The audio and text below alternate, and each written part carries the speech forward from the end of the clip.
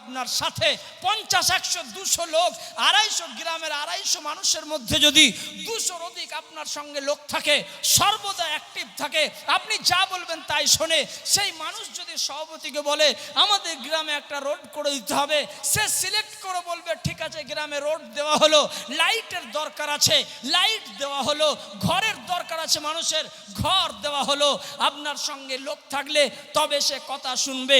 আমি আপনাদিগকে এই জন্য এই জায়গায় বলতে চাচ্ছি, ইমাম সাহেব মসজিদে নামাজ পড়ছে আর 2-4 জন লোক আছে তারা শুধু আমিন আমিন করছে, আপনি তো দোয়া করতে বলে চলে এলেন, দোয়ার সঙ্গে তো আপনার কোনো সাপোর্ট নেই, আপনি এক দোয়া করতে বলে এলেন, নামাজের সঙ্গে আপনার সম্পর্ক নেই, রোজার সঙ্গে আপনার সম্পর্ক নেই, যাকাতের সঙ্গে আপনার সম্পর্ক নেই, মসজিদের সঙ্গে আপনার সম্পর্ক নেই, ওলামাদের সঙ্গে আপনার সম্পর্ক নেই, মক্তবের সঙ্গে আপনার সম্পর্ক নেই, জমিয়তের সঙ্গে আপনার সম্পর্ক নেই, তবলিগের সঙ্গে আপনার সম্পর্ক নেই, ভালো মানুষের সঙ্গে আপনার সম্পর্ক নেই, আর আপনি বললেন শুধু দোয়া করতে, তাই কখনোই হয় অত সোজা যে আপনি বলবেন আর দোয়া হয়ে যাবে? আসলে দোয়া করতে বলতে হবে, আর নেতার পিছনে দাঁড়িয়ে তার সাপোর্ট করতে হবে। হাজার মানুষের আমিন বলার সঙ্গে সঙ্গে রব হচ্ছেন অত্যন্ত দয়ালু। একটা মা তার সন্তানকে যত না ভালোবাসেন, তার থেকে 70 গুণে বেশি আল্লাহ তার বান্দাকে ভালোবাসেন। আমরা সবাই মিলে যখন একই সঙ্গে আল্লাহর কাছে চাইবো, আল্লাহ কবুল করতে বাধ্য হবেন, তিনি কবুল করার জন্য দাঁড়িয়ে আছেন। আরে আল্লাহ তো সেই মালদার, যিনি যার কাছে চাইলে তিনি রাজি হন, আর না চাইলে তিনি অসন্তুষ্ট হন, নারাজ হন। দুনিয়ার মানুষের কাছে 1, 2, 3 বার চাইলে সে বিরক্ত হয়ে যাবে। সিকিউরিটিকে বলবে ওকে ঢুকতে দিস না, নিজের স্ত্রীকে বলবে ওকে বলগা বাড়িতে নাই, এইভাবে আপনাকে খেদিয়ে দেবে। কিন্তু রব এত বড় দয়ালু এবং করুণাময়, তিনি একমাত্র মহামহিয়ান এবং গরিয়ান একমাত্র মালিক, যার কাছে চাইলে তিনি খুশি হন আর না চাইলে তিনি নারাজ হন। সেই জন্য আল্লাহর কাছে আমরা চাইবো। জাস্ট আমি 5-7 মিনিটের মধ্যেই বক্তব্য শেষ করে দেব, একদম 5 মিনিটের মধ্যেই আমি আমার বক্তব্যের জবনিকা টানবো। বাস্তব সম্পর্কে 2-1টা কথা বলতেই হয়। আজ দেখুন আন্তর্জাতিক লেভেল থেকে শুরু করে পঞ্চায়েত পর্যন্ত গোটা বিশ্বের মুসলিম উম্মাহের এক চরম বিপদ সীমা, বিপদ ঘণ্টা বাজতে শুরু করে দিয়েছে। আজও যদি আমরা না জাগি, না জাগ্রত হয়, তাহলে কিন্তু মহা বিপদ আমাদের সামনে আসছে। আন্তর্জাতিক লেভেল বলতে দেখুন, সেই আপনার ফিলিস্তিন এবং ইসরায়েল, 2 দেশের মধ্যে, 2 জায়গার মধ্যে। আরে ইসরায়েল বলে তো কোনো দেশই ছিল না। জার্মানের প্রেসিডেন্ট, নাম তার হচ্ছে হিটলার। আমি একদম 5-7-10 মিনিটের মধ্যেই বক্তব্য ইতি টানবো। কথাটা শোনা অত্যন্ত জরুরি আছে বর্তমান সময়ে। গোটা বিশ্বের একজন কুখ্যাত একজনের নাম হচ্ছে, তার নাম হিটলার। গোটা বিশ্বে ইহুদিরা এত আন্তর্জাতিক মানের বেঈমান আর হারামখোর ছিলেন, এত বড় বদমাইশ আর মানবতা বিরোধী এই গ্রুপ ছিল এই ইহুদি, যে আপনার হিটলার সহ্য করতে পারে নাই। সে চ্যালেঞ্জ নিয়েছিল গোটা পৃথিবী থেকে ইহুদি মুক্ত করব পৃথিবীটাকে। তাই সে চ্যালেঞ্জ নিয়ে গ্যাস চেম্বারে ভরে ওই হিটলার 60 লক্ষ ইহুদিকে একেবারে শেষ করে দিয়েছিল। সে ইচ্ছা করলে আরো সব ইহুদিকে একেবারে শেষ করে দিতে পারত, কিন্তু যখন 60 লক্ষ ইহুদিকে সে গ্যাস চেম্বারে বসে শেষ করতে শুরু করলো, গোটা পৃথিবীর আনাচে কানাচে থেকে, পৃথিবীর বিভিন্ন প্রান্ত থেকে হিটলারের বিরুদ্ধে স্লোগান উঠতে লাগলো। হিটলারের বিরুদ্ধে মানুষ যখন গর্জে উঠলো, হিটলার তখন দেখলো আমাকে স্যাম্পেল স্বরূপ কিছু ইহুদি রেখে দিতে হবে, তা না হলে ওরা বুঝতে পারবে না। ইহুদি তাই একটা বই লিখেছিল এবং বলেছিল, আমি মারা যাওয়ার আগে যেন এই বইটা না খোলা হয়, আমি মারা যাওয়ার পরে যেন খোলা হয়।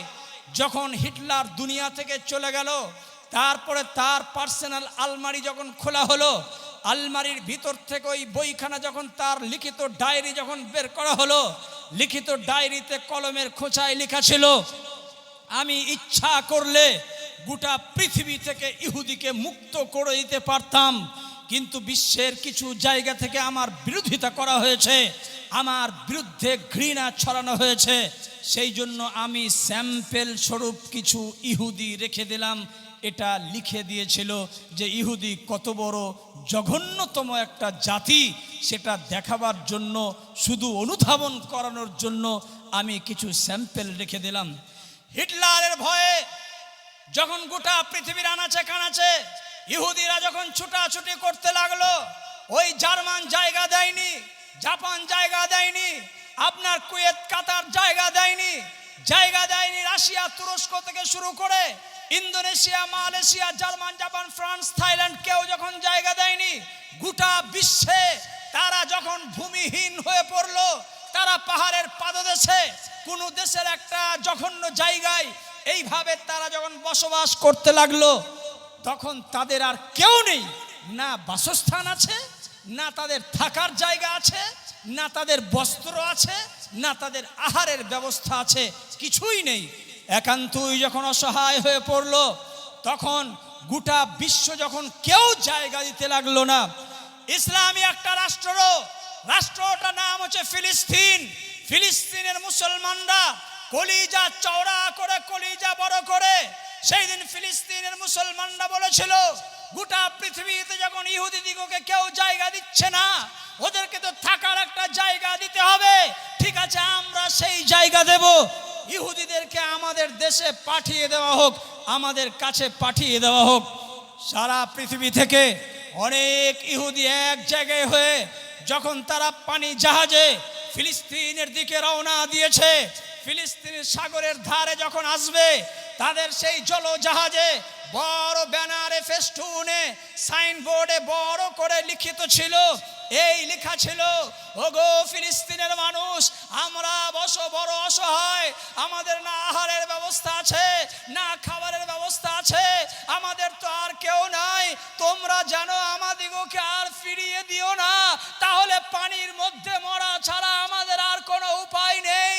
এই সাইনবোর্ড নিয়ে যখন জাহাজে ইহুদিরা যখন আস্তে আস্তে আসছে ফিলিস্তিনের ওই জমিনের দিকে, ফিলিস্তিনের দিকে যখন আসছে, ফিলিস্তিনের মানুষ দেখে তাদের মায়াটা বেড়ে গিয়েছিল, তাদেরকে সাদরে গ্রহণ করেছিল, অভিনন্দন জানিয়ে রিসিভ করে তাদের বস্ত্রের ব্যবস্থা, তাদের বাসস্থানের ব্যবস্থা, ঘরের ব্যবস্থা, তাদের আহারের ব্যবস্থা, তাদের ভাতার ব্যবস্থা, সব তাদের এই ব্যবস্থা ফিলিস্তিনের মানুষ করে দিয়েছিল। কিন্তু ওরা যে আন্তর্জাতিক বেঈমান, ওরা যে আন্তর্জাতিক হারামখোর, ওরা যে সুলাইমান আলাইহিস সালামকে কষ্ট দিয়েছে, ওরা যে মূসা আলাইহিস সালামকে কষ্ট দিয়েছে, ওরা যে ঈসা আলাইহিস সালামকে কষ্ট দিয়েছে, ওরা যে নূহ আলাইহিস সালামকে কষ্ট দিয়েছে, ওরা যে মুহাম্মদ সাল্লাল্লাহু আলাইহি সাল্লামকে কষ্ট দিয়েছে, ওরা তো নবীকে ছাড়েনি, তো ফিলিস্তিনের মানুষকে কি করে ছাড়বে বলুন? তাই তারা যখন আস্তে আস্তে ঘর বাড়ি তাদের দিয়ে দেওয়া হলো, ঠিক সেই সময় আস্তে আস্তে তারা যখন আধিপত্য করতে শুরু করলো, 10-20 বছর যখন হয়ে গেল, তখন তাদের পাশের যে ফিলিস্তিনির বাড়ি ছিল, তাদের ছেলেগুলোকে সন্ধ্যার সময় হঠাৎ ধরে একেবারে মাটি খুঁড়ে কুঁয়োয় ফেলে দিয়ে চাপা দিয়ে দিত, আবার তাদেরকে বস্তাবন্দি করে দূরে গিয়ে বালির সঙ্গে বেঁধে একেবারে সাগরে ফেলে দিত। এইভাবে অত্যাচার করতে শুরু করত। তাদের যে গরু উট ছিল, তাদের যে দুম্বা ছিল, তাদের সেই পাতনায় গিয়ে গিয়ে খাবারের জায়গায় তারা আপনার বিষ দিতে শুরু করলো।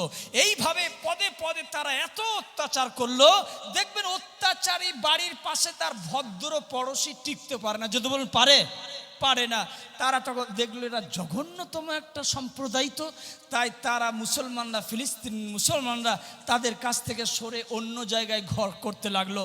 তারা তখন বড় জায়গা পেয়ে গেল। ওরা যে উদ্দেশ্যে অত্যাচার শুরু করেছিল, সেই উদ্দেশ্য আস্তে আস্তে সফল হতে শুরু করলো।